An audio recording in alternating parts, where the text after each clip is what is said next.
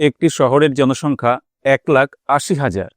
প্রতি বছর জনসংখ্যা 10% হারে বৃদ্ধি পেলে 2 বছর পর জনসংখ্যা কত হবে?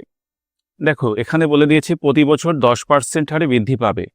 10%, প্রতি বছর কত পার্সেন্টে বৃদ্ধি পাবে? 10%।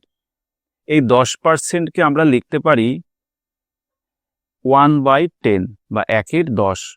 যদি আমার জনসংখ্যা 10 থাকে তবে আমার বৃদ্ধি হবে কত?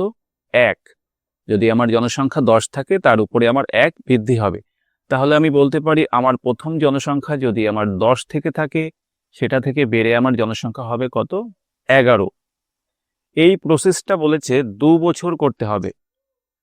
2 বছর, যত বছর বলে দেবে, এই যে 2টা আছে এই 2টাকে 10-এর মাথায় এবং 11-র মাথায় বসিয়ে দেব। যদি বলতো 3 বছর তাহলে 3 বসাতাম, যদি বলতো 4 বছর তাহলে 4 বসাতাম। এবার কি করব? এই 10-এর স্কোয়ার কত হয়? 10-এর স্কোয়ার আমাদের 100 হয়ে যায়, আর 11-এর স্কোয়ার 121। তাহলে জনসংখ্যা যদি আমার 100 থেকে থাকে সেটা হয়েছে আমার কত?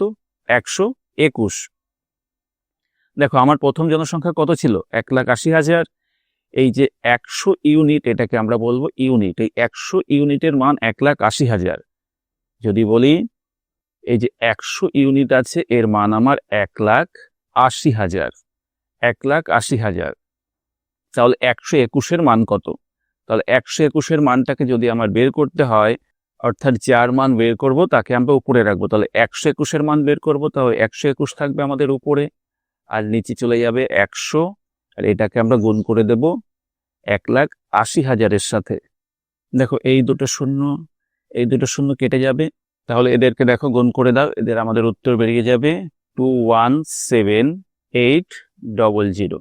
তাহলে এটা আমাদের অপশন কোথায় আছে? 217,800। অপশন বি হয়ে যাবে রাইট অ্যান্সার।